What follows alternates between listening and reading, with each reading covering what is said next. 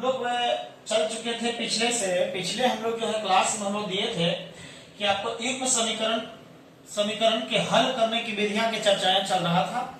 और युग्म समीकरण को जो हम लोग चल रहे थे कि युग्म समीकरण के हल करने की विधियां में हमने 6 विधियां को बताए थे। पहला विधि हम आप लोग के चल चुके थे। पहला विधि में आप लोग के हमने चर्चा किए, याद कीजिएगा।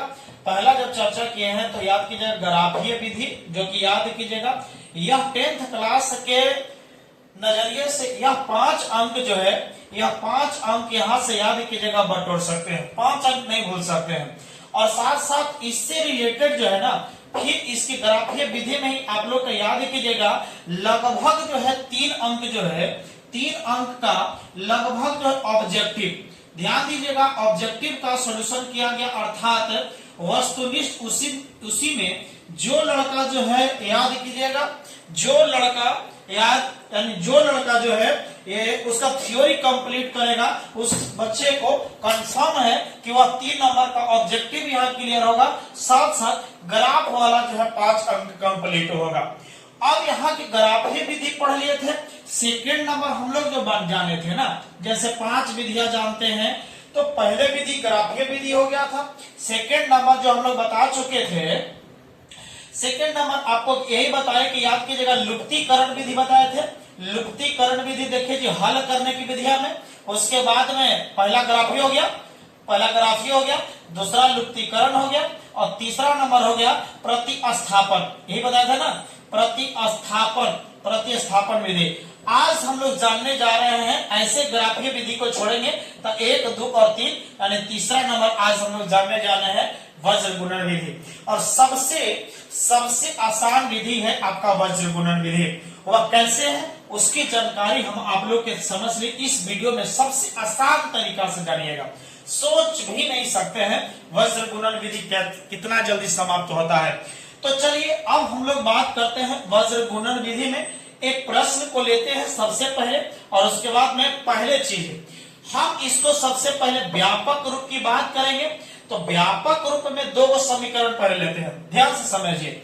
यानी ax प्लस by और प्लस c बराबर 0 इस रूप में होना चाहिए समीकरण फर्स्ट, और उसके बाद dx प्लस ey और प्लस f बराबर 0 समीकरण क्या होगा सेकंड। अब आपके जो है अपने फॉर्मूला जो है रटते हैं, सूत्र रटते हैं, रटने की जरूरत नहीं है, रटिएगा बर्बाद हो जाइएगा।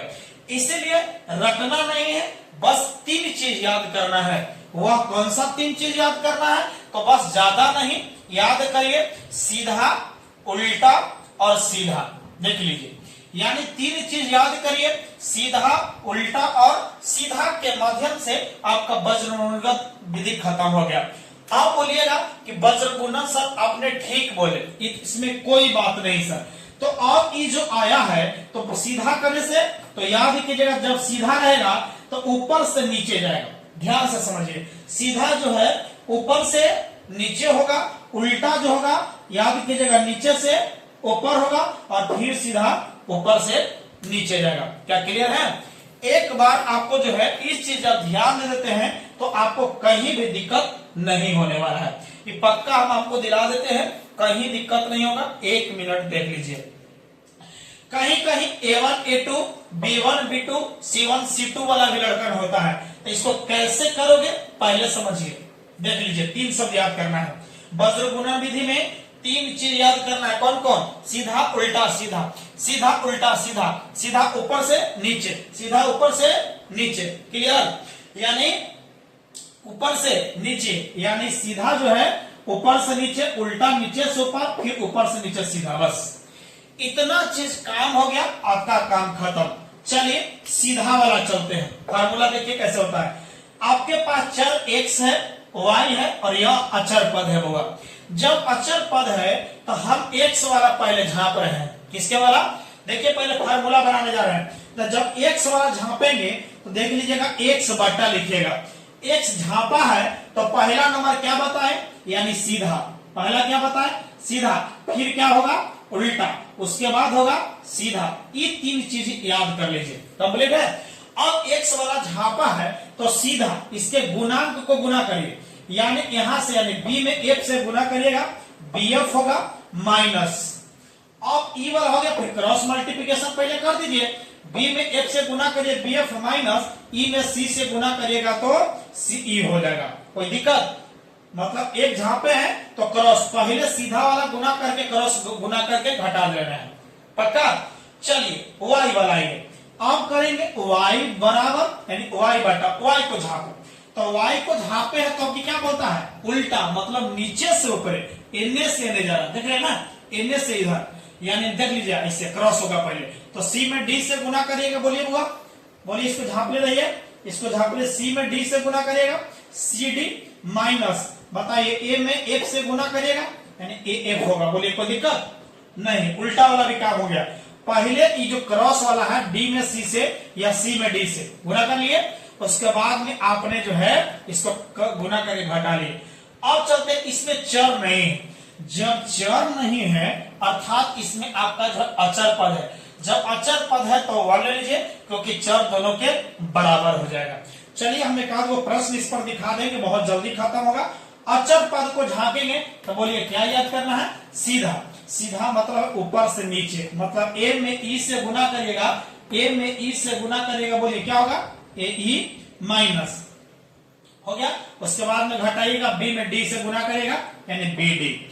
ये आपका जो है फार्मूला हो गया बाबा। जैसे बहुत बच्चे इसको फार्मूला को रटते हैं, रटने की जरूरत नहीं है, बस तीन चीज याद करिए, सीधा उल्टा सीधा। एक प्रश्न आप ही के किताब से लेते हैं यानी एनसीईआरटी से। चलिए जिसको दिक्कत है बताइए कमेंट में, नहीं तो इसको आपको इसे आप उतार लीजिएगा और आपको आगे चल के एक प्रश्न बताते हैं। चलिए प्रश्न को हम लोग सॉल्व करते हैं। चलिए क्लियर, एक प्रश्न हम लोग लेते हैं होगा, देखिए वज्र गुणन विधि में, यानी एक ले लीजिए काम हो जाएगा। कितना ले लिया जाए, कितना ले लिया जाए, ले लेते हैं, देख लीजिएगा। चलिए कहा गया 3x प्लस 4y, देखिए क्वेश्चन है, एक है 3x प्लस 4y और बताइएगा बराबर 10 है, बराबर 10 है, और एक और है 2x माइनस 2y और बराबर 2 दिया गया। अब सोचिएगा सबसे पहले याद कीजिएगा वज्र गुणन विधि बनाने के लिए जितना भी जो बराबर के बाद वाला है उसको पहले अचर पद को अंदर लाइए, क्लियर हो जाएगा। पहले अंदर लाइए, उसके बाद काम इसको है शुरू करते हैं। तो सबसे पहले इसको सॉल्यूशन में आप लिखेगा, सॉल्यूशन में दिया है, क्या दिया है बाबा, दिया गया है, यही क्वेश्चन है ना आपके पास। जब एक क्वेश्चन दिया गया तो समझ लीजिए, पहले आपके पास में है 3x प्लस 4y और ये प्लस में है तो अंदर में आएगा तो -10 बराबर 0 समीकरण क्या होगा फर्स्ट। अब चलिए इसको चलते हैं तो 2x माइनस 2y प्लस है तो अंदर -2 और बराबर 0 समीकरण क्या हो गया 2। अब हम आपको वज्र गुणन विधि बनाने के लिए तीन ही चीज बताए थे, सीधा, उल्टा और क्या चीज है सीधा। बस ये तीन चीज आपने याद कर लीजिए, काम खत्म हो गया। सीधा आपको बताए, जब भी बता रहे हैं तो आपको सीधा बताइए कने से कने जाइएगा, ऊपर से नीचे, उसके बाद उल्टा नीचे से ऊपर और उसके बाद ऐसे है ना। चलिए काम कीजिए, कंप्लीट हो गया। चलिए तो अब आपको काम होने वाला है, सोच लो होगा, पहले x वाला है तो x वाला को झांप लीजिए। x वाला को जब झापेंगे तो बताइए, ये देखिए माइनस प्लस यहाँ इससे गुना, देख लीजिए ऊपर से नीचे, यही है ना, यही है ना। तो अब चलिएगा, अब 4 में -2 से गुना करेगा, देखिए -2 है तो 4 गुने -2, 4 गुना -2 और माइनस। अब यहां से सोचिए माइनस ये है अलग है।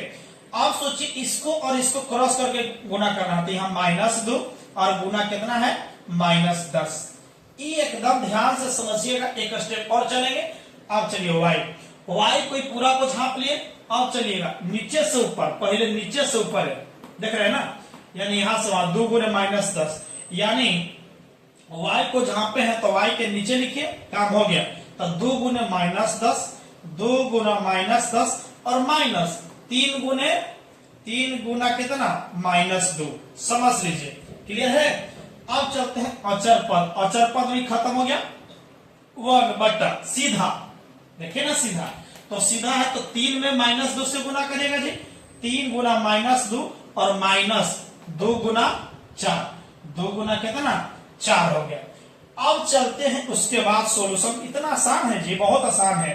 चलिए ये माइनस इधर माइनस इधर प्लस, सॉरी इधर माइनस इधर प्लस है, तो प्लस माइनस माइनस 4 दूनी 8 -8 माइनस माइनस प्लस 10 दूनी 20, माइनसवा से गुना करेंगे तो -20 बराबर y बटा, चलो इधर में गुना में है तो इधर प्लस और यहाँ माइनस, प्लस माइनस माइनस 10 दूनी 20 हो गया और माइनस माइनस प्लस हो जाएगा 3 दूनी 6 बराबर 1 बटा, यहाँ माइनस इधर प्लस से हुआ तो प्लस माइनस माइनस 3 दूनी 6 और यहाँ माइनस कितना होगा 8 हो गया।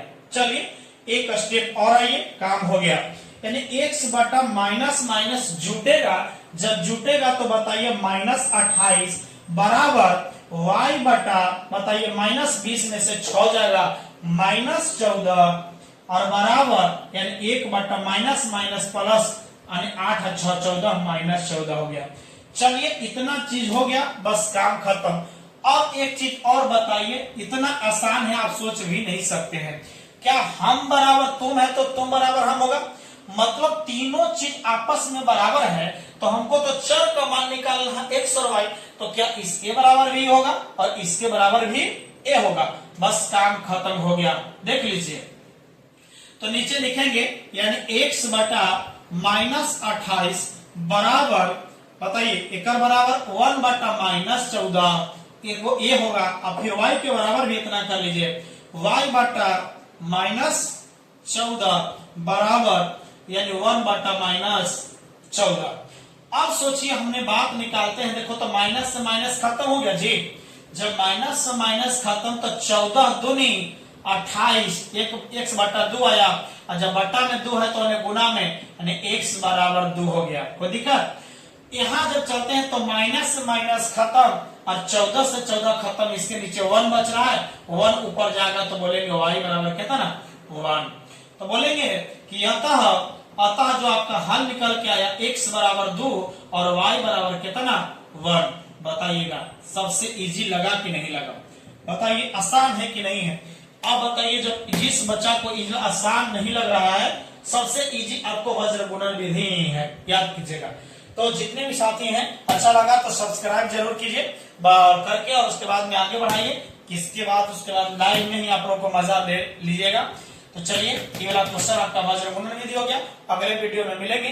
बहुत इंपॉर्टेंट यानी उम्र पर आधारित प्रश्न है, उसके बाद में संख्या पर आधारित प्रश्न है, कभी कभी सुनते हैं भिन्न पर आधारित प्रश्न कि यदि किसी भिन्न के अंश और हर में इतना जोड़ दिया जाए तो